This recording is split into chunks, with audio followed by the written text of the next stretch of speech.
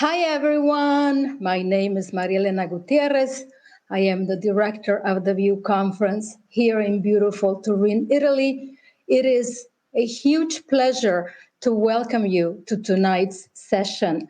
We have a special session. We're celebrating the 25th anniversary of Twister with four VFX masters. Before I introduce them to you, I have some housekeeping items. I would like to thank the team, our sponsors, and our partners, the OGR, and befores and afters. I would like to remind you that VIEWConference 2020 edition is now on demand, and there are over 120 sessions to choose from. So please go check them out. There's workshops, masterclasses, and talks from the last edition that you can access. Visit our website, viewconference.it, for more information. Our dates for this year's edition is from the 17th to the 22nd of October, and we hope to bring an on-site and online event, a hybrid event. So stay tuned for news.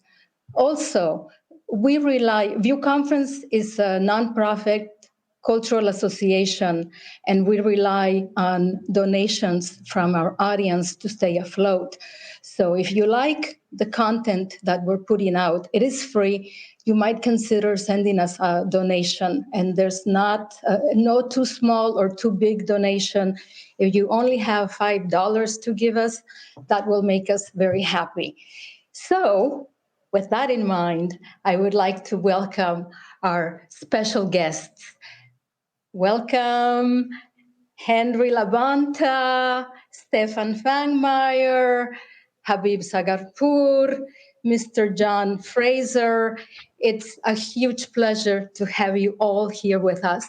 Thank you for making time in your busy schedules to be with us tonight or today, wherever you are in the world.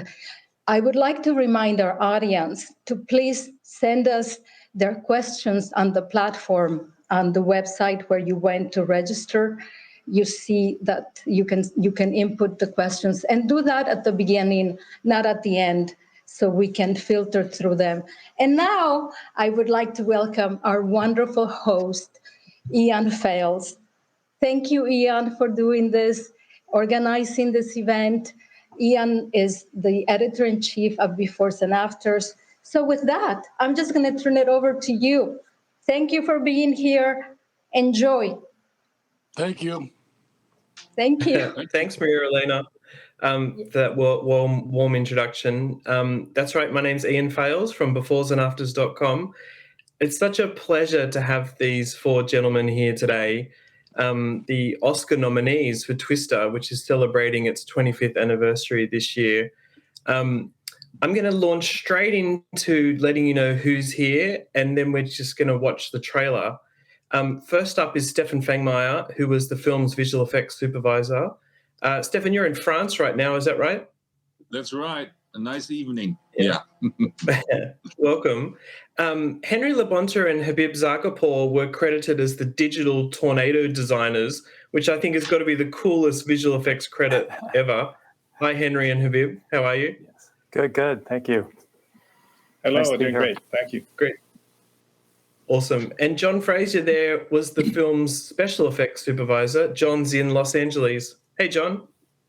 Hi, how you doing, Ian? Good. Thanks so much for joining me. And thanks so much, everyone out there too. Thanks to the VIEWConference and OGR for making this happen. Right, we're going to get straight into it. If the control room can play the trailer for Twister, that's how we're going to start. There is a mystery, elusive, unpredictable, violent. It terrifies most scientists. But for a new breed, the challenge is saving lives. The research is deadly. The laboratory is nature itself. And potentially could be a storm that has winds in excess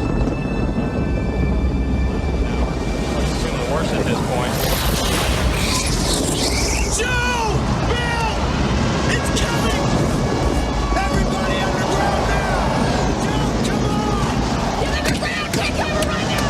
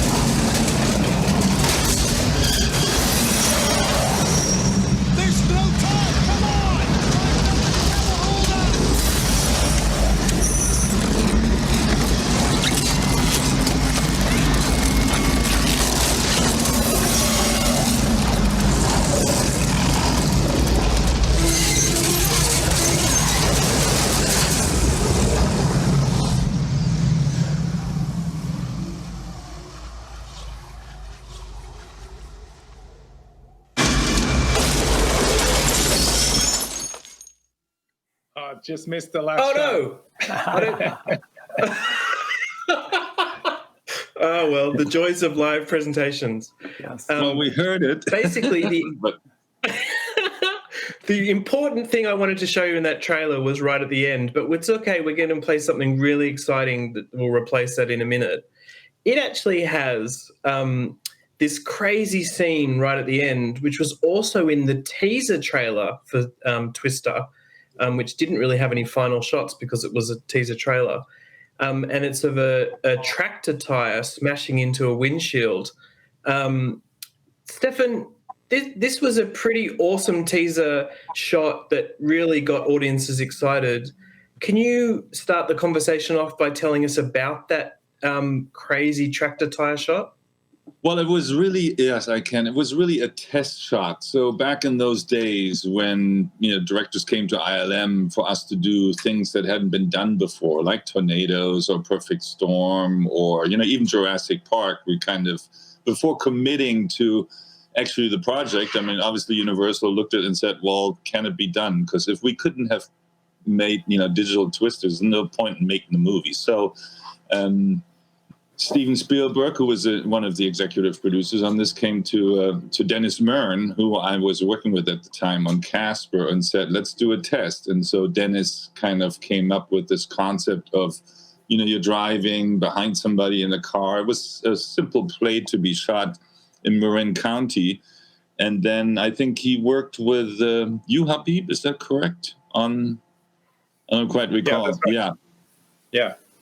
On doing the test. And so this was really sort of a proof of concept that once everybody saw it, the producers said, oh yeah, this is going to be great. It can be done. So it's a moment that's not in the movie because of that reason, because it's just a test. But I think it's a striking moment. And actually, Roland Emmerich borrowed it for Godzilla a couple of years later, I think. So definitely, a memorable moment. The tire through the windshield. Yeah. Yeah, I remember when the trailer came out, they were upset. People are upset that it wasn't shot from the movie. But the interesting thing was the shot was lost to time. ILM had in the move to Presidio, the backup takes were lost. So we figured I'd never be able to catch the original shot, which is actually much longer and shows actually where the tractor came from. But really luckily just managed to dig it up. Yeah. And can I get the control room to actually play? This is the first time I've ever seen this, test shot 1.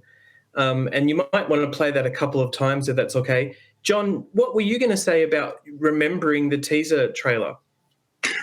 Well, Steven Spielberg had invited us over to Amblin. I don't know if the boys from the north were, from ILM were there, but he wanted everybody to see that piece that they put together. And I just remember sitting down and watching that. And when Steven said, okay, here's the thing, nothing on that screen was real. And it really just blew me away. I just could not believe that was I mean, the only thing that real was the pickup truck and the person driving, but everything coming at them was CGI. And it was just like, I'm looking at something that's going to be, it's just a new era. And the thing that you have to realize about Twister over, like, let's just say Jurassic Park or any of the space movies, you can take a license and cheat a little bit when something isn't real. These guys had to take everything that was actually real and put them on the screen. And I think that was a real credit to the whole visual effects team, because it was really the first time that they had to do something that was real. Not, you can cheat with a dinosaur, you can cheat with anybody in space because nobody's been out there. Nobody's seen those dinosaurs. So this was the first time that I think that, like that tire coming at that windshield, it just had to be real, had to be the right scale. Everything had to be right. And it was a real credit to the guy. Yeah, let's have a look. Can I get the control room to play test shot 1? Sorry, Stefen. Just trying to get them to play the clip. Here we go. Yeah, absolutely. Keep going. Go ahead, Stefen. Yeah, so I mean, obviously this was photographed at barn and all the people are real, but obviously the tornado was put in there, and the thing that was also interesting, there was no blue screen involved. There was no, in other words, which was fairly unusual for the time. Now, of course, roto is very common, but back then I remember that the windshield wipers were a little bit of a problem for the roto team. But of course, later on for Twister, there was no blue screen or green screen used in any of it, zero. So it kind of set the tone for handheld cameras as well, right? And yeah, blue screen. oh yeah, handheld cameras, yeah, very very unusual for the time to just go out and just shoot it like a road movie. So if they can show that shot again, I just want to point out one thing, which is the tractor is in this shot the whole time, and you really noticed it when you rewind it. But if you play it again, one of the debris in the sky is the tractor. And the funny thing was, I remember that render of that one little dot taking like hours a frame because we didn't have time to make any optimization. So I just let that thing run, and then we would just re-render when it started getting bigger. But that was the point of the shot, was that all these little pieces of debris you're seeing in the sky, each one of them could be a car. And on the lower right, you can actually see Debbie Denice, one of our producers, on the test shot, running away. She's right there on the right. That's her running away. Trivia. Oh, wow. I love it. I might want to add to that, Ian, if I may here. Am I up? Yeah. After we did Twister and there was Jurassic Park, everybody thought that we would become dinosaurs. And actually what CGI has done is all these scripts that we've done, all these scripts, if it wasn't for CGI, they would all still be on the shelf. And that's the only reason why this is the business is what it is today. And it's because of CGI. The thing that it is I haven't worked, you don't work on movies that sometimes they'll take and they'll just abuse the tool, because it is a great tool, and the CGI tool. And as long as you don't abuse it, and a lot of movies do, then it's just a great thing. And it's really created so much work for everybody, because like I say, all those scripts, starting with Twister, if those guys didn't come up with that tornado, that movie wasn't going to get made.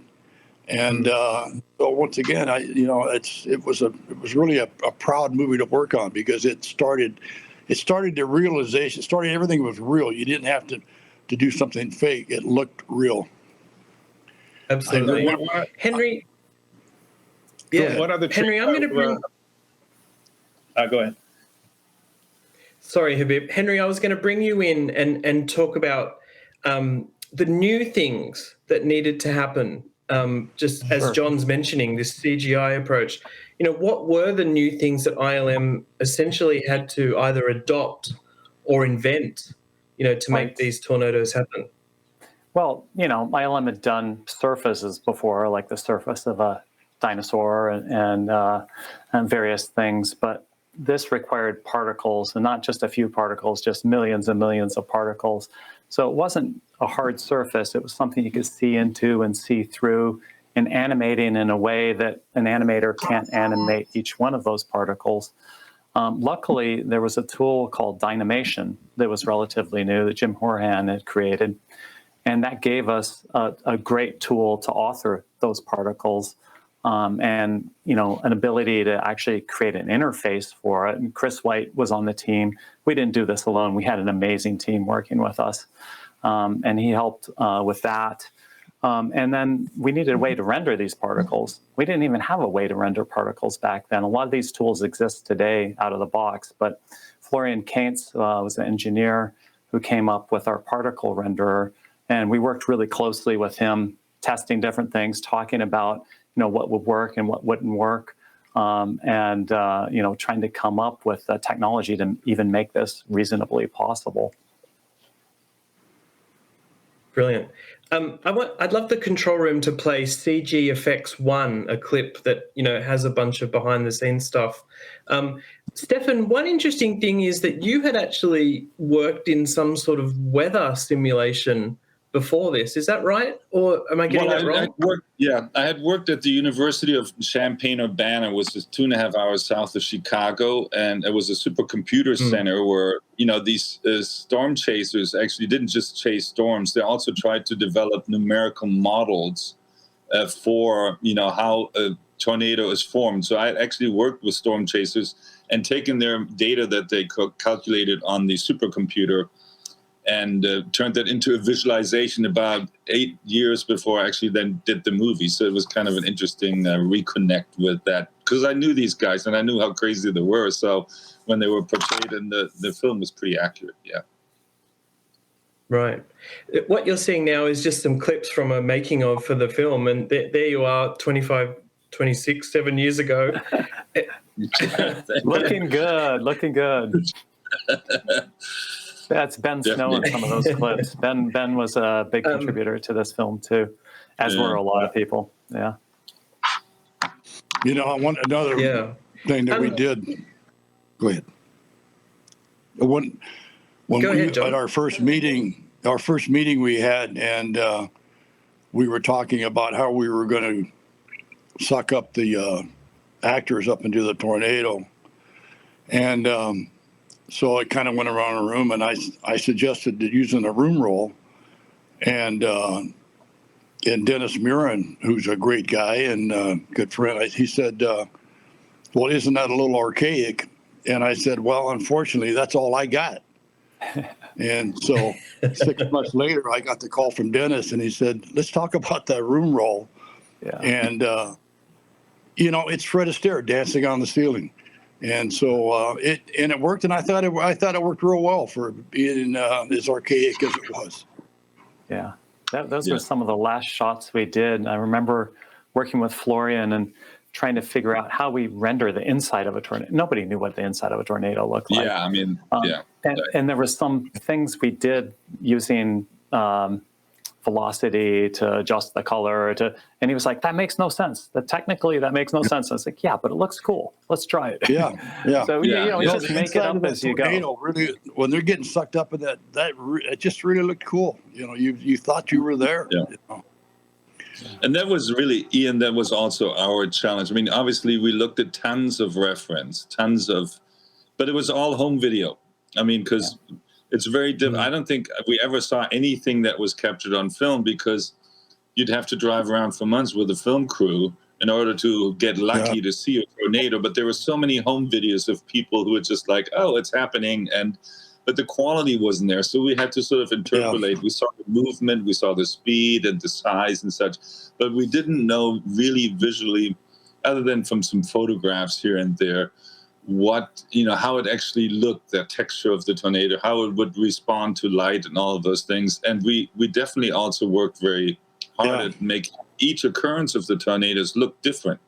So they all had their own little style to it and style of movement. So it was really a lot of research. They actually sent a team out to get some tornado footage, but all they came back was a lot of hotel bills. Clouds. Seasons. Well, a tornado hit, but they had to run for it, right? instead of Yeah, I filming mean, it's like you're running. Wait a minute, you're supposed to be running into this. It's like Jan would say, you're supposed to be running into it. It's like the first day of shooting. It was the lightning was so intense and the storm, and so we thought we were going to go out. And Jan says, "Are you kidding? That's why we're here." This was the footage used in the end credits, though, right? All the clouds. Yeah. They did shoot all that weather. You know, Yeah. one thing that probably is never mentioned at Right. the beginning of the movie, when they had their screening, and Steven said, "This isn't quite working," and he says, "You know what we have to do? We have to kill the father." And it was like everybody was like their jaws dropped. They said, "Why would she go out in a chase tornadoes if it wasn't so traumatic?" So, okay, we're going to kill the father, and that's when we sucked him out of the Cellar, yeah. the bunker, the cellar. Yeah, but I'll never forget when he said that. Just kill the father. You know, that's all. Save the dog, kill the father. Yeah. John, I'm going to talk about now the practical effects work. You famously used like a jet engine to throw some debris onto the cast and crew. Can the control room play practical effects one clip and might play through that a few times? But John, tell us about that special effects techniques you were using. Well, we knew that, of course, that's what the movie's about is the wind and the velocity of that wind, and so we showed Jan a jet motor off a Lear jet, and we blew at some little fake houses down and stuff. And he says, "Well, that's okay for the models, but I need something for the movie." And so we went out to Mojave Airport, which is the graveyard for all the big jets. They keep them out there because it's dry and not so humid. But we just started turning on jets until we found one I liked, and it happened to be off of a 707. So they dropped the motors from the plane, and we took them back to Hollywood and put them on trailers, and we converted them over to gasoline as opposed to kerosene, and because we knew that everybody was going to be, we'll say in front of them, but it's actually behind them. But the big thing too was the hail. I mean, we started talking about hail, and they were talking about little plastic cubes, and I said, "You're going to need millions of little plastic cubes, and then who cleans that up?" So I said, "Why don't we take an ice crusher and we'll figure out if we can get some hail-sized droplets out of it." And we did a test, and then that's what you see is if you figure a block of ice is 3 feet, a foot by 3 feet by 4 feet, that's a lot of little droplets of hail. So we did a test. We did a test with the actors. First test was with Jan and Ian Bryce, and we just were driving down the road making hail. What we did was we put a gallon of milk in every block of ice to make it opaque, and because the ice itself is pretty clear, so we put every block of ice had a gallon of milk in it, and sorry, all you mothers that were out there about the milk, but that was all we had, and so it actually worked. It worked pretty good. And the interesting thing about the jet engine is, there was a little problem. First, the problem with the actors was that they were doing a lot of car shots, and I think at some point they pumped so much light into the car because the exterior was kind of sunny to see the actors. I think they actually burned. I think it might have been Hunt's retina or something. So their eyes were already compromised, right, from that too much light, and that's why they, blink a lot in the if you watch the film and the interior car stuff, they're kind of squinting a lot because there was so much light coming in because they're shooting outside and in order to illuminate. But then also remember in the trench, John, when you turned that jet engine on, there was so much debris flying that I think one of them got an eye infection. Remember that? And so you were so efficient with blowing so much stuff that at some point Jan came to me and said, "I don't think we can keep doing this because we just lost 2 days," or Ian, the producer, and I said, "Well, we'll add that stuff digitally later." But obviously it was great to have the footage of you blowing that stuff because it was great reference for us. So a lot of the Well, debris that was exactly on the actors, you can't quite do as much as, even if you have the wind power as you would want. So, Yeah, it was pretty violent. And it's like when you said, I think with the infectious, I think everybody there got some kind of an infection of something. But it was... we won't talk about the other ones. That's all right. Yeah. But you saw in the video there that apparatus we had. I mean, we had debris, we had jets, we had ice, and Jan said, load it up because we only want to do this one time. But they had to wait. We called it Hailstorm Hill, and I think they waited there for like 2 weeks for the light to get right. And it was just every day you'd report to Hailstorm Hill, but you'd do nothing until the light got. It was about a 2 week wait, I think, wasn't it, Stefen, before they could get anything? I mean, we tried to do other things. I mean, weather obviously during the shoot was a big issue because certain things you could sort of shoot in sunlight, and then other ones, and tornadoes are weird like that because you can literally see this wall of dark cloud, but you yourself could still be in sunlight. But when you're driving into it, you obviously can't tell that. And if you look at the shot in the trench and you look at that Jeep, once we're under that bridge, looking out, you see all that light on the side of the Jeep. Now that I see it, it's like, I wish we could have suppressed that a little bit. Yeah. But these were the days where this was all shot on film and there was no digital DI. So the way of, the only thing we could do in our compositing, which we tried, is to really sort of take that sunny weather out as much as possible. But it was very limited compared to what you can do these days in a digital post scenario. Yeah, John, didn't you guys finish all the ice in the state and you had to import some from Texas? The blocks of ice, the 3 foot by... I heard you guys used all the ice in the state and you had to import some from another state, the ice blocks, because they're... What happened was we were in Norman, Oklahoma, and we were at a production meeting, and Jan just asked the location manager or somebody, he said, well, when does the wheat turn to corn? And it's like, it doesn't do that. And he said, well, where's the corn? So, well, the corn's in Iowa. Then that's where we're going. So we packed up everything and went to Iowa. And with the ice, we had lucked out in Oklahoma because the ice plant was only a few miles away. Iowa, the ice came from Chicago. And we had, I tell you what, if you were in the motel room next to those trucks, we had so many trucks with ice in them for weeks. And those decent running all night. And it was just like, we only want to get that shot so we can get some sleep.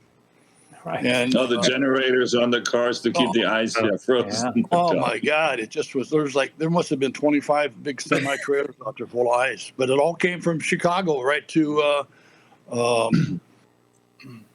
whatever that town we're in, where the college is. But and the corn needed to be that tall because Jan wanted all these shots of them driving through the cornfield and you couldn't see anything. And it was interesting because when we shot that stuff on location, sometimes the driver would get lost, and this was before GPS or anything. So it was like, how do I get out of this maze? Because it would. There's all corn. Just like driving through this cornfield, and then it's like, how do I get back to the base or whatever? There was some interesting moments on that. It was definitely very much a road movie. It was kind of just, and Jan was just shoot it as if.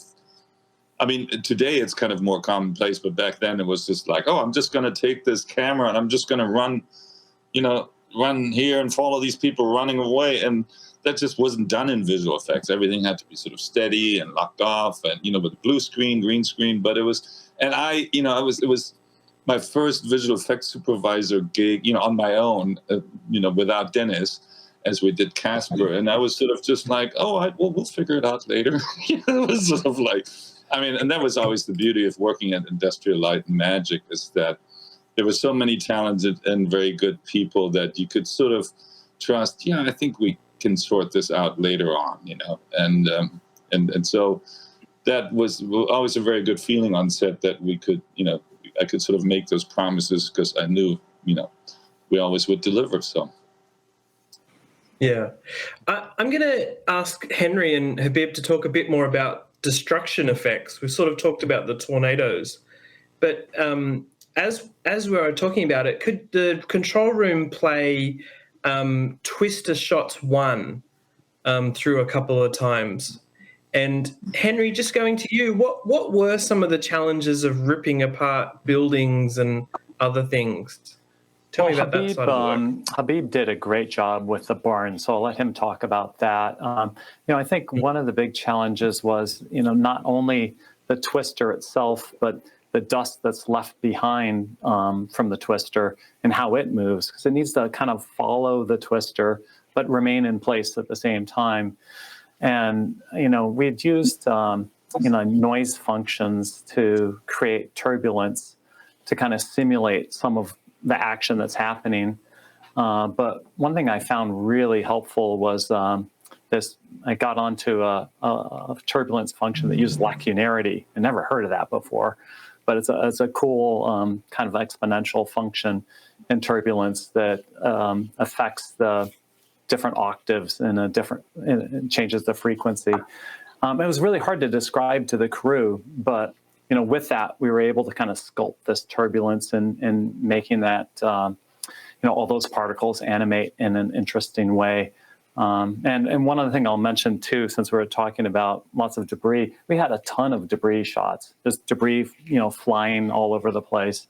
And that was all controlled by a similar system as well, to give that kind of randomness and the chaotic nature and the speed of the force of the wind and the tornado. But yeah, Habib did most of the barn stuff, which looked amazing. This is the first shot I think I worked on from the actual film. And you saw John Frazier's rig pulling up that truck like it's candy, just, But the really interesting part of the barn destruction and any structures was we needed some way to make things look flexible, because when we watched the reference footage, it just looked like the tornado forces would take a building and just rip off the metal panels of the ceilings and bend them like they're cloth. It really looked like they're just fabric with those forces. So instead of making things all hard and having like individual pieces that don't really deform, we took structures and actually turned them into cloth. So the barns became these flexible fabric pieces. So the pieces of metal would just bend and twist with the same forces that are twisting the particles of the tornado. And then that way, everything looked like the reference to us. It just showed how powerful these things are in nature. And I think this one is that's a blooper shot where the tractor runs away. We're just having some fun once in a while. The tractor is CG, so I just had some fun with it, one of the takes.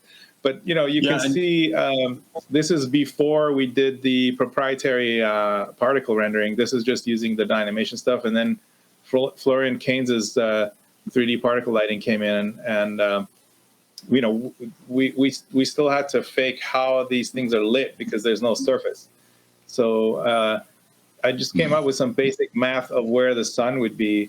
And for every particle around the cylinder, we would figure out if it's facing the sun, it's brighter. If it's away, it's darker. And then, each little clump would do its thing. So I think we were on the mechanical effects side, we kind of were like the proving ground for the CGI, because you got to see, we did so much live effects, but it just gave everybody a piece of what it actually would look like. And I thought that's... Yeah. No, I think the tricky thing was, for Twister is that, you can blow things up practically. You can cause an explosion or implosion, this and that. But the rotational force of a tornado is just incredibly difficult, right, John, to simulate in any sort of physical manner. And that's why... There's no way you can recreate that. Yeah. So that's why we had to do it. It's like the tanker truck, It's like the CGI part of it was maybe, let's just say 2 minutes or something, and we had like 10 seconds, but it was just a piece of it that helped everybody, hanging the truck, swinging it, and it just kind of gave it just kind of, I think it took the edge off of it when all the film got back to ILM. At least they had something that you got this tanker truck that's swinging in the air. Okay, now let's just enhance that and make it really look good. The thing that was kind of, when we blew up the tanker truck and the stunt people were just terrified that they're going to be in that fireball. And I said, look, just get back about a mile, put it in cruise control at 35 miles an hour and shut up and drive into that fire and we'll take care of the rest. And we had to get a guy to dress up like Helen, because she wouldn't get in the truck. It was pretty big. It was big. It was a one-take scenario. I remember that. Yeah, it was. Yeah. Well, then what happened was the stunt guy put the brakes on, and Jan was yelling at me, and I said, "It wasn't me." I said, "That guy." He put, So then they said, because we did it twice. Remember, Stefen? And you did. Yeah, that's true. They didn't want to get back in the truck because the rumor was that the reason we're doing it again is because the explosion wasn't big enough. I says no. I says the guy it took him 5 seconds to get to the fire. So then he wanted me to take the brake lights out of the truck so that Jan couldn't see he's putting on the brakes. I said, look, just get back, put it in cruise control, and we'll do the rest. And that's what made it work, because we had it timed. We know how many seconds it was going to take. Newton told us how long it was going to take for that tanker to fall out of the sky. So I said, get back, we'll do the math. You just you go to 35 miles an hour, put it in cruise control, and shut up. We'll do the rest. I heard a rumor that Bill Paxton they weren't told how big the explosion is going to be, and that you can actually see him swear on film. Is that true? If you read his lips. Oh, I know. What happened was when on that shot was the camera and the grips didn't lock down that camera in the truck, and the camera fell down in the lap of the stunt people. And so he didn't really have a shot the first time. So that's why I remember. That's why we did it again. Right. The camera. They got a really good picture of the glove compartment. Habib, do you want to say anything briefly about this barn shot that we've been watching for a little bit here? Yeah, these are early takes showing the tornado being composited behind it, and what the shot is going to be is basically the tornado taking over the barn. And then all the roof pieces coming off, the glass breaking. So you're just seeing the progression of the takes here. So now you can see the tornado starting to engulf it. And then there we just ripped off a piece of the roof from the other side, using CG parts. So we had to come up with shattering glass techniques. And then, like Henry was pointing out, Chris White wrote this really cool controls for us for the tornadoes and the debris. And what's cool with the piece coming off is we had this, what we called hierarchical simulation. So what's happening is there's a big piece of roof coming off, but then there's little pieces coming off of that over time. And that's what we would see in the reference. So it was really important to be able to get that hierarchical debris. So you have a big chunk, small pieces come off of that, and then those have small pieces that come off of it. And it was just this iterative process. Great. I think we might move on. Maybe we can stop that video right now, control room. I actually wanted to show a picture of that truck that John and Stefen were talking about before. Can you show the JPEG that's called Truck One? And John, just if you want to add anything just further to that, because I think it's really fun to see this behind the scenes photo. Can you see that one, John? Well, I think I'm looking at the truck, but is the crane in the shot there? I don't quite see it. Yeah, it's a crane. So this is the truck. Oh, I see it. Yeah, we crane. Actually built. We made that tanker. We had a company there in Ponca City that made we were in Iowa at that point, in Iowa, and they made the tanker for us, and then we we just took the motor out, and we made all the rubber tires. We made it as light as we could because we were limited with the crane that we had.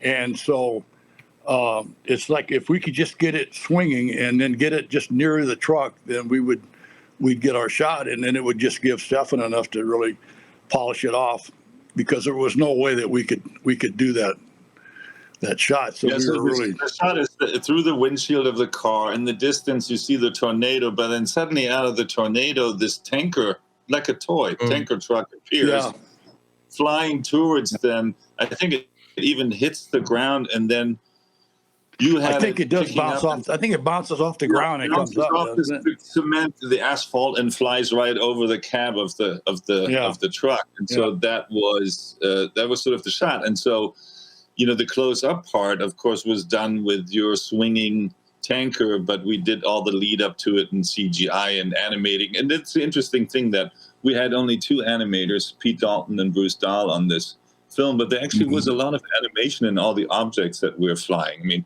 aside from the cow, of course, most famous, but, boats, all sorts of things that we flew through shots. And, the tanker was obviously the biggest one. But and the house is also another great one. I don't know if you have an example of that, but the spinning house. Yeah. Can we show the picture that's house1.jpg?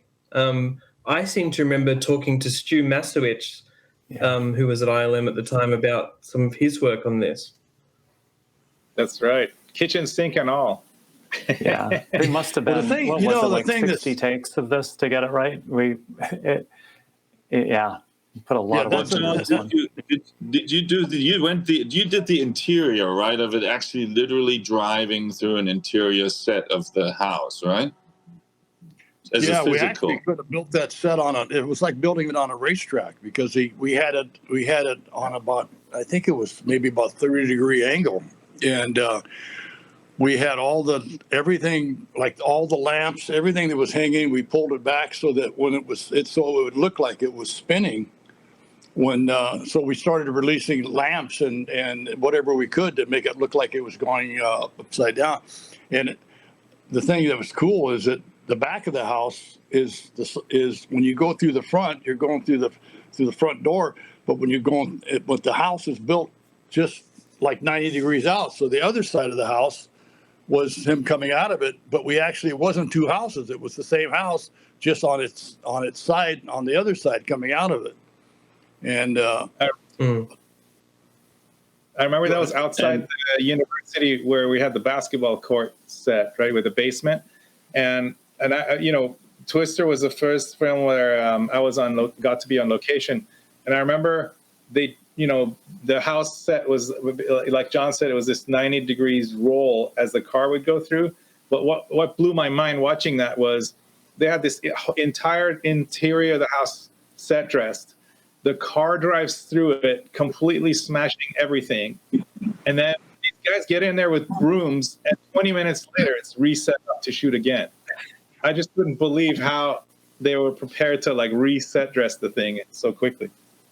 Yeah, that was the thing. Like I say, that's when we built it on the whole set was built like on an oval on a racetrack, and he drove right through there, and everything had to look like it was spinning with the house. And I think all of these, and supposedly all of these ideas came from real stories. In other words, the writers basically, there was a cow, of course, included. That's going to come up sooner or later, I imagine.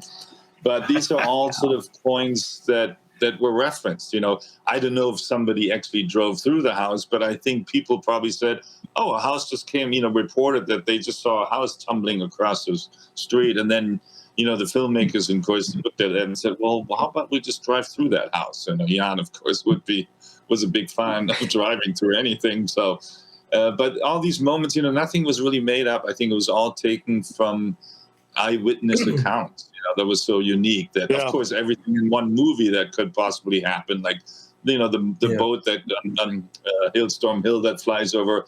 I think that we read that somewhere, that all these things that would be sitting in people's yards would suddenly come flying all over the place, and you never knew what's going to come out of a tornado next, so to speak. Yeah. So, that was the thing about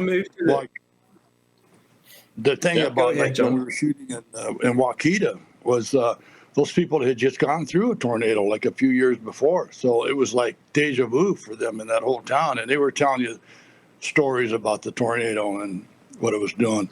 But that's another thing with like Aunt May's house. When we dropped that whole house, we were hanging from a crane.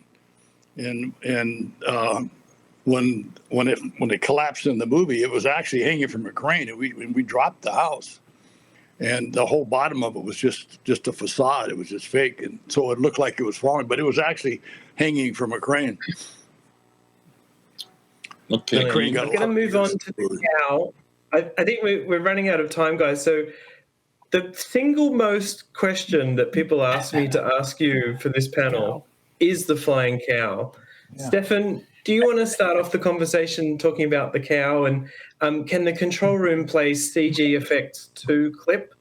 And Stefen, just how did this cow happen? Well, I mean, it basically was, one of those things where, one farmer reported, well, my neighbor called me up and suddenly he found one of my cows like 30 miles away from the pasture that the cow was in. And so, not that anybody, I think, saw a flying cow ever, but the story was more that, it was reported that, objects would be picked up and dropped back down. Of course, that's understandable with tornado, but the cow was actually alive. And so, in other words, it just got picked up, swirled around, taken down the road, and then I guess dropped gently enough that it didn't even break its legs. So, but, that was part of the script. And so we said, well, okay, we'll do a CG cow. Here it is. And I don't know. I don't think that came from Jumanji. I don't know where, Habib, remember, or Henry, where that cow came from. And then we had... We built it. Yeah, we modeled it. We made it, yeah. And then we had somebody animated, as you imagine, that the cow is just sort of treading water, because it doesn't understand what's happening up in the air. So I think it was just a very memorable. And then, of course, having fun with it. And then, another cow. So there was almost kind of a comical moment in that. Yeah. Yeah, what a great time. She said, we have cows. Yeah. Yeah. Amelia Chenoweth was the TD on that. She sat next to me, and I think none of us would have ever thought that would be the most popular thing out of the movie. It was kind of ironic and funny. Well, we had dailies at ILM, and Jan de Bont came, and we were in the dailies room, and we're showing that shot, and he was just laughing hysterically. He was practically rolling on the floor. Show it again, show it again, show it again. And after a while, our producer, Kim Bromley, is like, guys, we really need to move on and look at some other shots here. But it worked. He loved it. Yeah. It's interesting what people do remember. Yeah. But, it was just the most unusual thing. I mean, it could have been a dog or something else, but the cow was just kind of typical for the Midwest. Well, and that line, we have cows. It's great. Yeah. That's so great. Okay, so There's another cow. hang on a minute. I think it's the same one. Is it two cows or is it the same cow? It's the same cow. It's just going the other way, isn't it? Or, that's sort of it. We recycled that cow. It got paid twice. I heard afterwards it got an agent and then, tried to make a career out of it, but it didn't. Yeah. It's just, I just love that anime. You kind of you have to imagine what a cow would be doing if it's sort of flying through the air and doesn't know what's going on. So I think that was really nicely animated as well, too.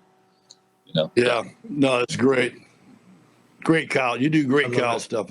Yeah. Oh, well, thank you. A few other things. Yeah. Maybe. Well, the funny thing about the cows is that on the road to the set, there was a dead cow. And every day, that cow, it was bloated, and every day it was getting bigger. And so when you go by, you go, isn't there another way we could go? Because that cow's going to explode one of these days. And then all of a sudden, one day, it was called Dead Cow Road.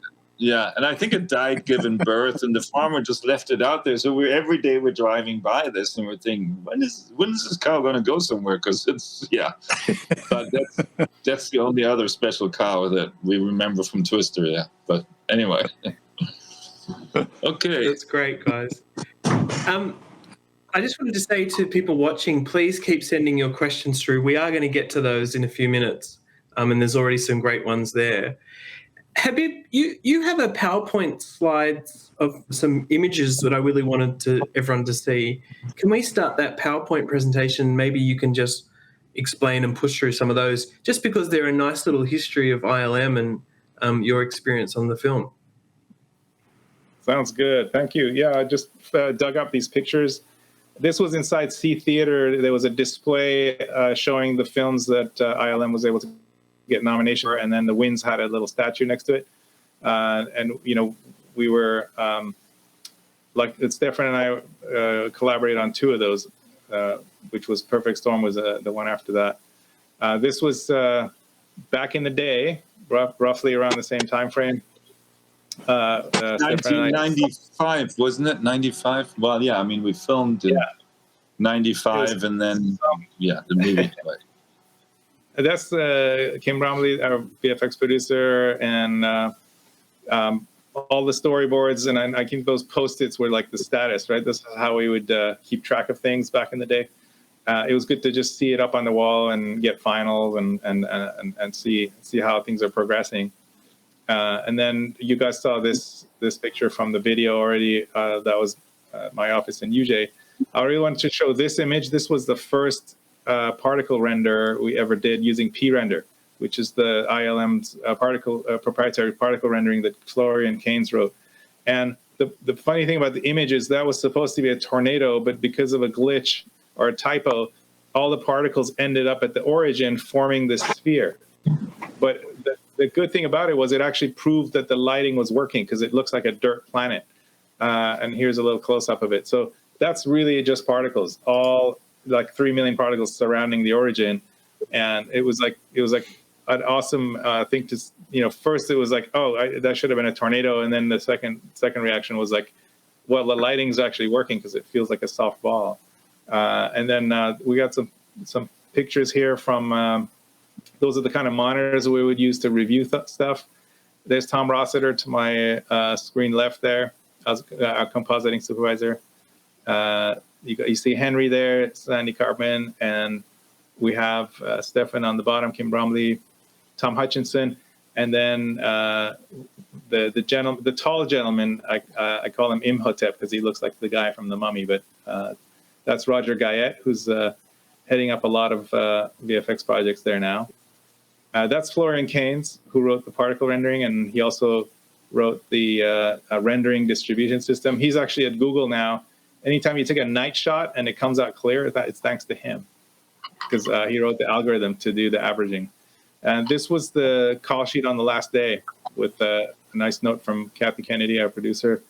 And it was really interesting meeting her on set. I didn't know who she was for the first day, so that was interesting. We were collaborating to try and get Jan de Bont to not shake the camera too much, so we could track it. And this was a crew gift. I think that's the last picture. Nice. This was the crew T-shirt, by the way, right here. Oh, really? Yeah.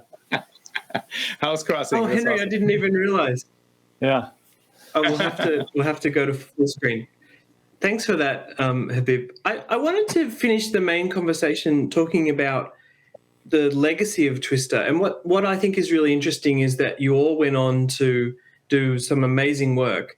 I'm going to come to Perfect Storm in a minute because there's 3 of the collaborators here on that. But Henry, you actually, I think, went on to go to DreamWorks and work on the Red Sea sequence on Prince of Egypt. What did you take away from the Twister work that helped you with that sequence? Oh, that helped a lot because, we were trying to part the Red Sea, and not only doing that, but like building a whole VFX department at the same time, literally setting up machines and plugging them in. This was the first film that DreamWorks had done. And, all the particles and, shader animation that we needed to do to try and integrate what we were doing with traditional animation in the film. We actually used Houdini 1.0 on that film. And, oh, man, if we had Houdini back then, that would have been amazing. But it didn't exist. So luckily, we were able to use the very, very early version of that on the party in the Red Sea for the Prince of Egypt. But, yeah, all that stuff we had learned working with Habib and Stefen and the crew came in really handy doing that at DreamWorks. And then Stefen, Habib, and John, you obviously collaborated, a few years later on Perfect Storm. How far had simulations and particle effects and water, of course, been taken for that film? Stefen, do you want to start that off?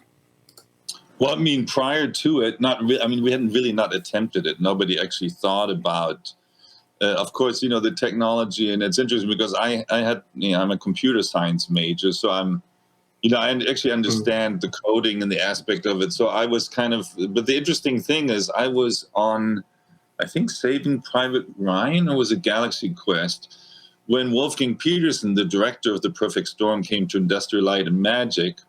And so all the visual effects supervisor, and I wanted to meet him. We sat in this room and we talked about The Perfect Storm, and I said a few things to Wolfgang, this and that, because we're fellow Germans and that. And then I walked out of there and said, oh my God, this is going to be so hard. I'm glad I'm not on that project. That's what I walked out of that meeting and said, oh my God, this is going to be so hard. But then another ILM supervisor went on that project, who was available at the time. And then 3 weeks later, Wolfgang called up to ILM and said, no, I want that Stefen guy. I want that guy to be the visual. So I actually I want the guy that can speak German. No, but I think it's because similar to Twister, my approach was, a completely CG approach, because there was actually discussion at one point of doing water tanks and miniatures, of all the ships and the tank, all these things. And my approach, as I had sort of acquired from Twisters, where you couldn't use miniatures in any particular way. It just wasn't possible because of the dynamic of how things had to fly. And so that's why I, at the end, ended up on Perfect Storm anyway. At first I was like, and it was challenging. I think Habib was probably more challenging even than Twister, I would think, in terms of the computation. Habib would walk around and just say, it's about the foam. It's just about the foam. It was very, very tough. To John's point, obviously everybody's seen stormy seas, or oceans, and it's a lot tougher to simulate. And we got some reference by being on a boat, and we went in a helicopter and videotaped it. And then we had to start naming parts of it so we could talk about things in dailies and say, it's the crest foam or the splash mist or the boat trail. All these different things had to have names. But, just the simulation part took a week on a 32 processor machine for one ocean. That was software that was running to calculate the waves. It's one of those things where you're doing something had never been done before, and we did a bit of a test, right, Habib, that kind of got it close enough where the studio and everybody would say, okay, this can be done. And then John did an amazing physical setup down on stage 17 in the water tank with the Andrea Gale in that tank and all these dump tanks, right, John? I mean, you had a huge setup down there to actually sort of get us going, and then create the ocean around it for a lot of shots that weren't entirely computer generated. So it was pretty amazing setup. Yeah, that we had those 100-mile-an-hour fans. We had, I believe, 5 or 6 of them that stacked on top of each other, and it was quite a ride, that movie. And because it's all about, you learn a lot about what makes waves. It's the research. We go through the same research that the visual effects guys, because we want it to be authentic and except the thing that was funny about that Wolfgang always wanted to see like 2 or 3 waves. He said, Steph, you want to see the wave behind this wave? And that actually doesn't happen. It's like you'd have to stack up skyscrapers, one taller than the other. But, so you do all the research, and then you have to realize you're not making a documentary. So if the director says, I want to see 3 more waves beyond the one that we're going over, and I want to see the next, you just do it. It's kind of like, even though it breaks the science completely, so it's part, it's good to know the science, and it's good to know when you're breaking the science. But yeah, I think when that first screening that we had, which was the test that you guys did, because there was some rumors going around that we couldn't. I think because the first actor was actually Nicolas Cage, and he said he had heard rumors that the wave wasn't gonna work. The movie wasn't gonna work, and so he bailed. And I think it was more about he didn't want to get his hair wet, but we had that screening, and I tell you what, we were all at that screening, and it's just like what Habib would say to me, it's about the foam, and I got to tell you, that wave just looked, you could not do that. It's just, I said earlier, these movies would still be on the shelf if it wasn't for CGI. You cannot make, you might be able to make midway with miniatures. You're not going to make the perfect storm with miniatures. Just not. Yeah. It would never happen. Yeah. And we walked out of there, and then Wolfgang said, "Okay, we're making the movie," and that was really, everybody applauded. It was a really big deal, and my hat's off to the visual effects team. And you're right. It is about the foam. I look out my window in the morning when I get up, because I live 15 feet from the ocean, and I can't. All I think about is Habib, and it's the foam. Oh no! We got to use the same particle rendering as Twister for all the mist and particles. The difference was to get dust to look like water mist. Was actually how light would penetrate it and scatter. So we got to, there was a bunch of cheats we could do in the particle rendering where we could cheat how big the particles looked for each light source. So we would make the droplets smaller for the main light, and that way the light would penetrate further. And then if we wanted rim lighting, we would make the particles bigger for that light, and then you get some shading out of it. But that, it was like continuing, at least rendering-wise, that technology from Twister came, that's what. So it is about the foam. It is. There were so many destruction films after Twister. It started a whole, The Day After Tomorrow. There's all these different films that came after Twister. So it really started a trend. Yeah. Those movies are what I'm talking about, using the tool. That's all those movies are. They're when you Perfect Storm, Twister, it's the real deal. I mean, it really looked great. You did not abuse everything you guys did. It was on the screen, and it just looked great. Yeah. It's so great, guys. I'm gonna jump to some questions, but before I do that, I don't know, control room, is there a way that we can show a full screen shot of Henry? Because I really want people to see this T-shirt. And I don't think I've ever seen the crew shirt for Twister before. Yeah, I couldn't. We just moved recently, and I couldn't believe I had it. But yeah, here we go. Awesome. The house falling. I think, did Mitch design this? Mitch Diotis? You guys remember? I designed this one. He designed the unofficial T-shirt, which was something we can't say on the air. Yeah, I've got rid of so many T-shirts, but this one was. We have these water glasses. I have it somewhere. Where it's a water glass, and there are all these flying objects, in color on the outside of the glass. Because the studio actually said, "Oh, there's no merchandising for Twister that you can do." It wasn't a movie. They couldn't think, but you could have had a mobile with like the cow and other flying objects. There could have been so many things. They were so unimaginative in the merchandising department at Universal to not figure out, there's a lot of products you could do for this, that people would have bought because, it was, the first tornado movie that really brought it home. So anyway, let's go to some questions. There were no real tornadoes in the film. I'm pretty sure when Jan de Bont did some talk shows, he said there was only one real tornado in the film. See if you can spot which one. There were none. If there was ever a tornado anywhere near the set, because of insurance reasons, we had to go back to the hotels. But I thought that was a good trick of his to kind of, which one is it? Is it that one? We made them all. Yeah, there was a tornado about 10 miles away, but it had nothing to do with the movie. We just wanted to. Yeah. I mean, we were going through all these classes about what to do with it when the lightning and strikes, and And I remember we were driving through a lightning storm that was just unbelievable. And the next morning, the driver said to me, he said, "Why didn't you pull over?" He said that what over the side of the road like everybody else was. And I said, "Well, I was looking for the people to blink their lights, telling you not to go any more forward because they would be coming out of it." And he says, "We don't do that." He says, "That's only in your movie." So I'm like driving into a tornado. I thought you're supposed. I said, "I didn't see any blinking lights." He says, "That's in your movie. We don't do that." I love it. We pull over to the side, Okay. put our butts to the air. Okay, I better get to some questions. One of them I really like here is about the drive-in where they're playing Kubrick's The Shining. One of my favorite scenes.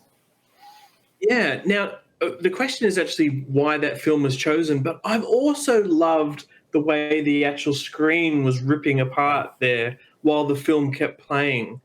Does anyone want to jump in and talk about that? I don't know whose idea, honestly, that was. I think it might have been somebody at the studio, and I think I don't know who released them, but I remember us getting the footage. It must have been Steven's idea. I can totally imagine he would be the one. Yeah, because he was friends with Stanley Kubrick as well, and so I think Stanley was still alive at that point, so he maybe... And I think we just got the footage and I don't think it ever... Did it play at the movie theater, though? Did they get a print and play that at the drive-in, or did we all just digitally? We just protected it digitally. The best story for that, I got to be on set for that, and it was a night shoot, and I've never had to stay up all night and flip my hours that quickly. It was really, really tough. But basically... It took me 2 days to realize that entire location was completely built as a set, because they had a mechanics shop, a gas station, and the drive-in theater, and that entire thing was built from scratch, down to things, the clippings on the walls, the cash register, the mufflers hanging from the mechanics shop, the concrete pit. It was staggering to me that was entirely built. I think, Stefen, when they tried to strike the set, I heard the locals were protesting that it's a heritage site, right? I don't remember that, but that's, Habib, yours is the completely typical computer CG geek reaction when you come onto a movie set and you don't know what they've been doing for the last 70 years, is building these things. They're absolutely real, and they decorate the hell out of them, yes. I think the cool shot about that whole scene there was when you guys put that hubcap across that guy's forehead. That was a cool shot. I think the screen, and the fun thing with the screen is that the movie still projects on the dirt particles. The movie's still going, and the screen's coming apart. Classic. Yeah, that's great. Love it. Nice. All right, next question. Next question. This is a question from Twitter, from Nico, as a visual effects supervisor. He wanted to know about what the render resolution was and the average render time. Henry or Habib or Stefen, can you remember those details? What was it? I think it was 1280, 720, 1280, something like that. It wasn't a lot. It was 2K, wasn't it? I mean, the resolution was kind of low back then. We scanned the film at 2K and then somewhere around. Yeah. And it was about 2 hours, one or 2 hours a frame, depending on the number of particles. Yeah. The simulations, I don't remember. I think the simulations would take a bit of time too, but those would be done, I think, within an hour per take, something like that. Yeah. Great. Now today you would get it all in real time and just basically push the button. We're still using those old SGI machines. Oh man, yeah. Yeah. Okay. And you were using Softimage was part of this as well, right? I seem to remember some Softimage screenshots. Is that right, Habib or Henry? Yeah, we use Softimage primarily. Dynamation was a kind of wavefront product, but it spit out data that could be used separately. So like the spline of the tornado was something we can animate in Softimage because ILM was primarily a Softimage studio. And then that was the control for the effects to run around and the shaders and all that stuff. But yeah, mostly soft image. Like the tractor in the test shot was rigged, with joints in soft image to distort and warp like that. And the cow, anything that needed to be rigged, even for like if barn debris needed specific animation, that was done in soft image, and then it would be fed to Dynamation to ripple it like cloth. So you could start out something, animate it roughly, and then get the warping effect on top. Yeah. And for all those people that use Maya today, Dynamation was kind of the beginning, the seed that became Maya in a way. It didn't exist back then. It was Alias Wavefront and Dynamation. Exactly. Yeah. Amazing. And all that MEL scripting and stuff that originated with Dynamation. So that was really an innovative tool at the time. That's right. That's what Henry and me, and that's why we're writing stuff in for the particles. All the rules were done in MEL scripting, basically. Yeah. This is a very general question, and I feel like you might have already kind of answered it as we've talked, but I thought I might go around the room.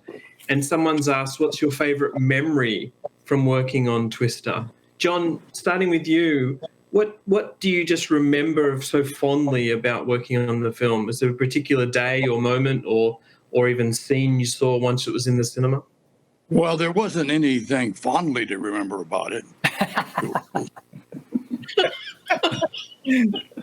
But it was one incident that happened on there was that, we were there right when the Muir building went down in Oklahoma City. Right.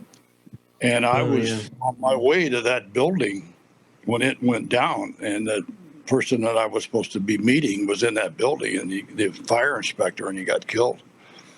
But that was something that every April 15th comes to mind with me, because I was supposed to, I called the guy and I said, look, I'm running behind. Can we meet tomorrow? And he said, yeah, absolutely. I'll be here. And so that morning is when the building blew up.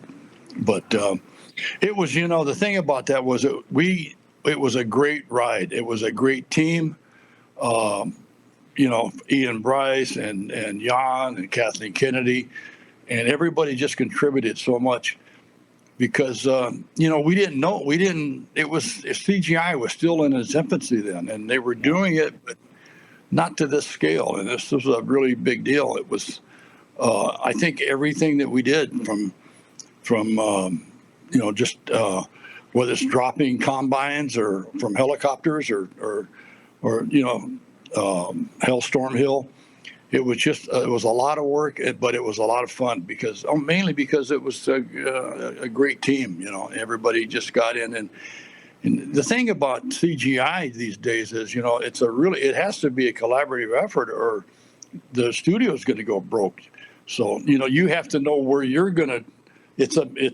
Movies are about meetings now, so you have to know what you can do, what they're going to do, what we're going to do, and you don't want to go, oh, well, we could have done that. We should have done that CGI, and all that stuff has worked out. And I think that with this team, we pulled it off pretty good. But I think when you say that, the fond memories, it was the whole thing was just it just was a great ride, and it was a lot of work, and we just had a great time. And it was definitely, that's why I keep calling it a road movie. It's definitely, for me, it's my first time in the visual effect, in the lead role, really. I'd spent some time on the set on Jurassic Park, of course, with Dennis Muren always being there. But this time I was really sort of attached to the hip of Jan de Bond. And, when Jan turned to me, I always had to, you have to be there, and you have to say, okay, we can do this, or don't do that. Don't shake the camera. I'll shake it later on. Trust me. But the one thing I remembered was that I think 3 weeks before the end of filming, we went to this location of the big farm where the F5 was going to come through, the big farmhouse you saw that was getting destroyed. It was the beautiful farmhouse. Yeah.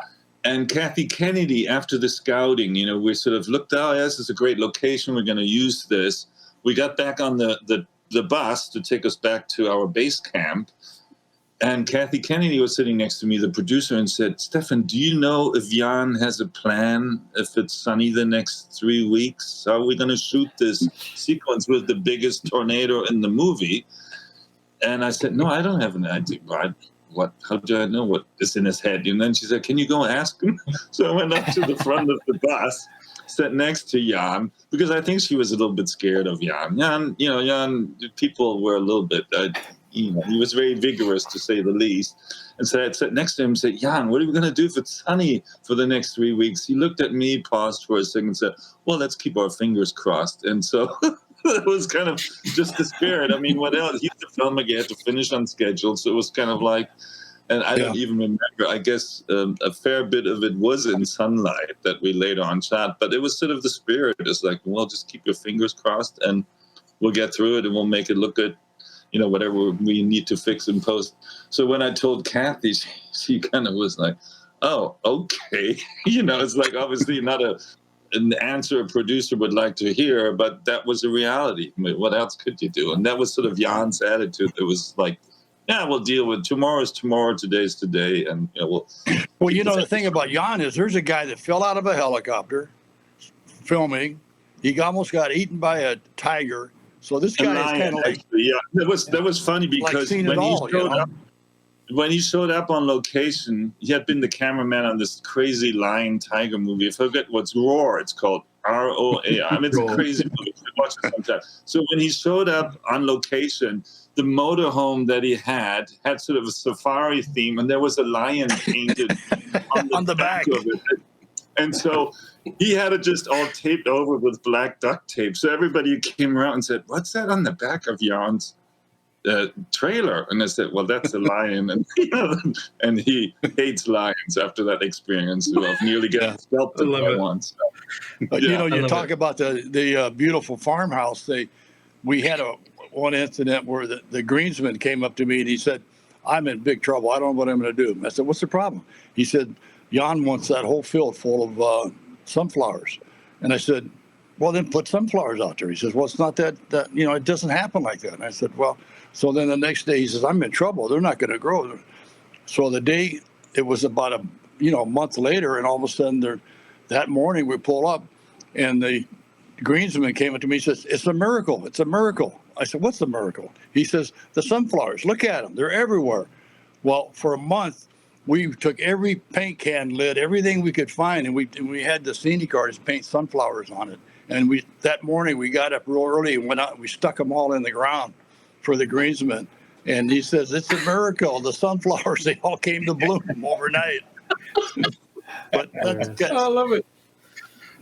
I remember on set, what's your favorite memory? On set, I don't know why this is a special memory, but I just was really impressed at what a wonderful person Bill Paxton was. At lunch break, he had talked to the crew, he'd play Frisbee with us, and he was just a regular chill guy. He was just a really wonderful human being. And then, and I don't know why. He knew everybody's name. He was a great guy.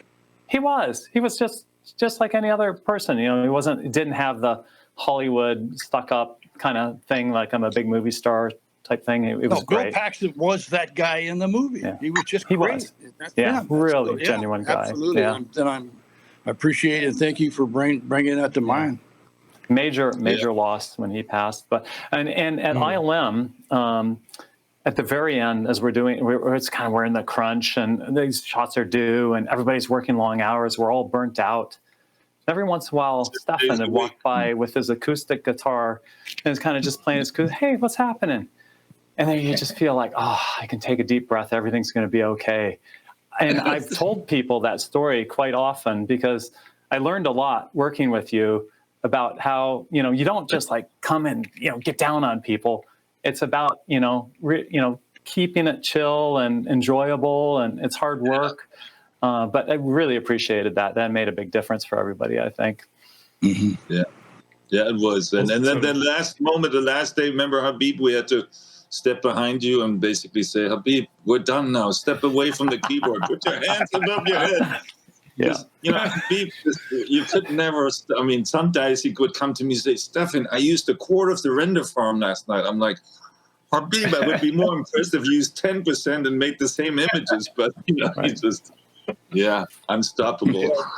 My fondest memories, there was that last weekend, Jan de Bont actually came over, and we were rendering all the final shots, and he was watching, like literally watching the frames come in, and I was doing this shot, the last shot where we look up and the inside of the tornado dissipates, and there's one piece of debris that was flying in at the end, Right. and I asked Jan to come sign it. I had him autograph it, and he was really shy. He's like, no, I don't think that's a good idea. I'm like, you won't be able to tell. So I got his digital signature on the piece of debris.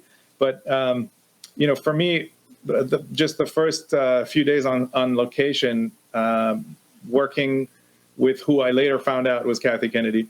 I didn't know the first day.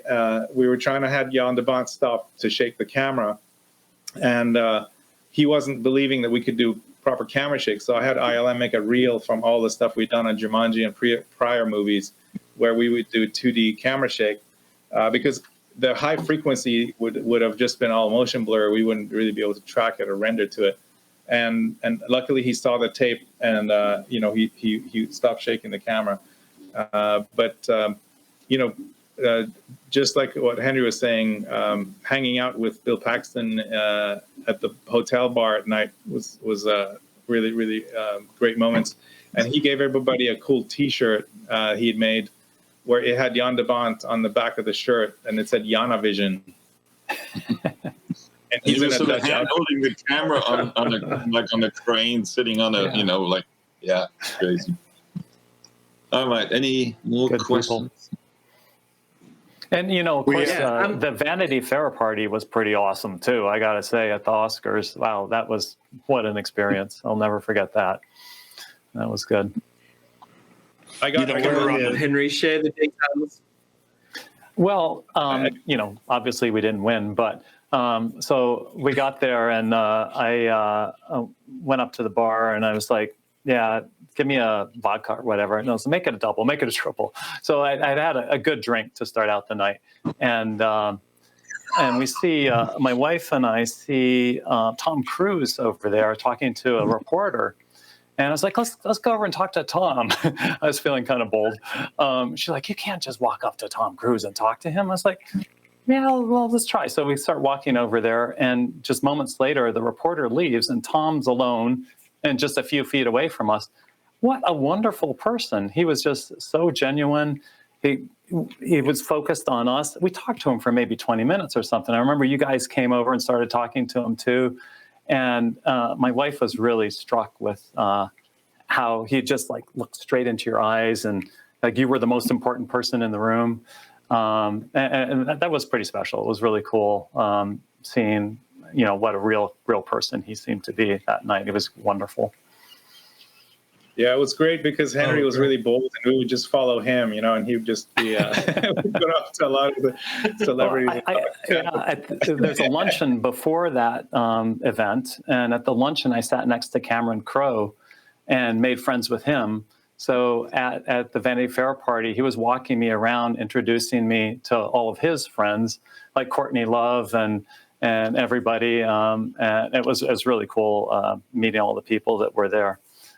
So many talented people. It was weird being in a room where you know everybody, you've not met a single one of them, and you feel really out of place because you're a no one. Nobody knows me, but I know all of you. I've seen all of you in the movies. It was a pretty cool experience. That's great. Look, there's probably only time for one more question, and I really like this one. Why do you think Twister stands the test of time? John, what's your thoughts on why Twister has sort of endured as this sort of really fun movie? Was that for me, Ian? Yeah. Why do you think Twister stands the test of time? Well, it's got to go beyond the special effects and the visual effects. It was a good story. It was real. It wasn't. You could say it's based on real events because it was. That stuff happens. But I think that it was the beginning of and even, like visual effects has just gone beyond in the last 25 years, but it was just a really good movie, and the stuff that everybody did, it telegraphed onto the screen. I think that's why it's like Casablanca. I'm not going to say it's in the same Casablanca. I mean, God, I think the building's going to come down around. I mean, but I mean, some movies just stand the test of time, and that's that's one of them. I think it was a perfect match for Jan's style of filmmaking. After Speed, which it's got that constant drive, and I think when this could have easily been sort of a stop and go kind of thing, or with these scientists, you didn't really understand what they were doing, but he overcame all those hurdles of what might have been a bunch of boring kind of science. He made it fun, even for the music they were playing. I mean, he sort of picked out everything that was fun and dynamic, and went with that as a director. And of course, there was a lot of that already in the script, but I think his style was just perfectly suited. And especially that's why he got the job. Yeah, I mean, when we did Speed, we made a treadmill that went 55 miles an hour, and Jan looked at me and said, "What's the difference in falling off that treadmill at 55 miles an hour and falling off that bus at 55 miles an hour?" I said, "Nothing. It's the same thing." He says, "Get rid of the treadmill. We're using the bus." And so he's kind of that. Yeah, he's got that dynamic as a filmmaker, and also he could. Yeah, and yet being a foreigner, I think also being he's Dutch, coming to America and directing what is really a story about the American heartland.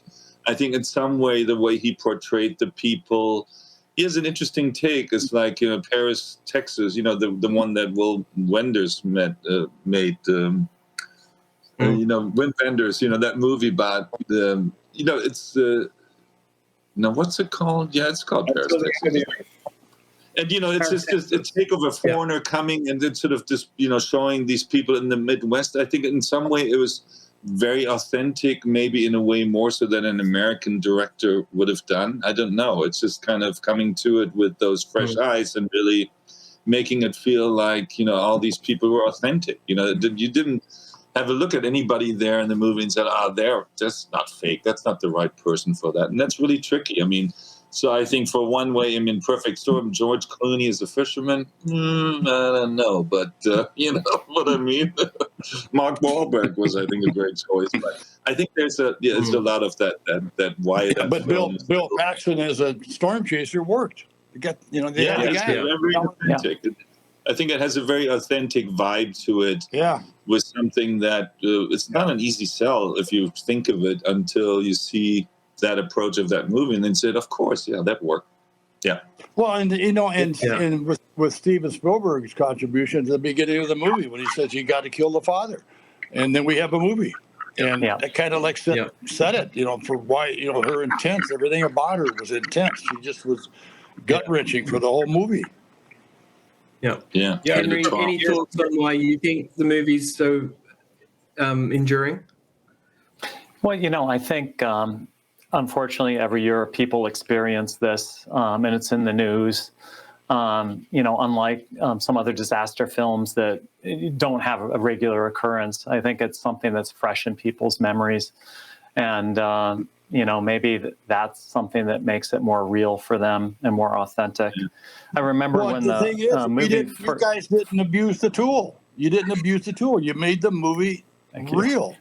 Yeah, and that's what happens with all these other movies. They just they abuse the tool, and that's why this movie has stood the test of time, because everything in it is real.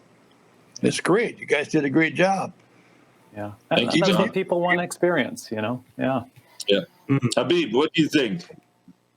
I think it's the spirit of Bill Paxton and the kind of the wild ride of the film. I was surprised myself years later, running into people, and then and seeing people constantly watching that film over the years, like over and over and over, and I was surprised, and I would ask them like, how come why do you like it? And it's the feeling they get watching it with the rush and all the things that these guys are doing and the relationship and the humor. There's a lot of sense of humor in there with you know, the fiance not wanting to get on the wild ride.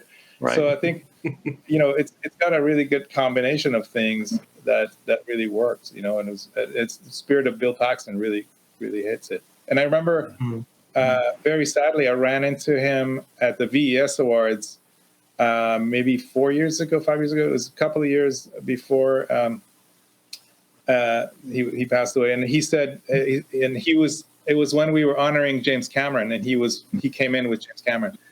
And he said, hey, Habib, I'm working on the sequel. He was working on the sequel. Yeah, I remember that when I saw him too. He's always so excited. Hey, Stefen, it's so great to see you. Yeah, it just was heartbreaking that you know, was meant to be a routine operation. So anyway, but yeah. Guys, Alrighty. that's such a great note to end on. Wow, that was so much fun. I don't think I've laughed about visual effects like that for a long time. Really appreciate all the stories. And I want to thank you all. I want to thank the VIEWConference, Maria Elena, and the OGR. And also I want to thank everyone who has been watching and sent through some great questions. Sorry we didn't get to too many of them. But yeah, have a great day, everyone. And thank you so much again. Thank you for joining me in. And thank you to all the wonderful people that helped make this film with us. Yeah. Of course. Yeah. Absolutely. Great to see you guys. Awesome. Okay. Bye-bye. Thank you. Bye. Thanks. Bye-bye. See you guys. Bye. Habib, Stefen.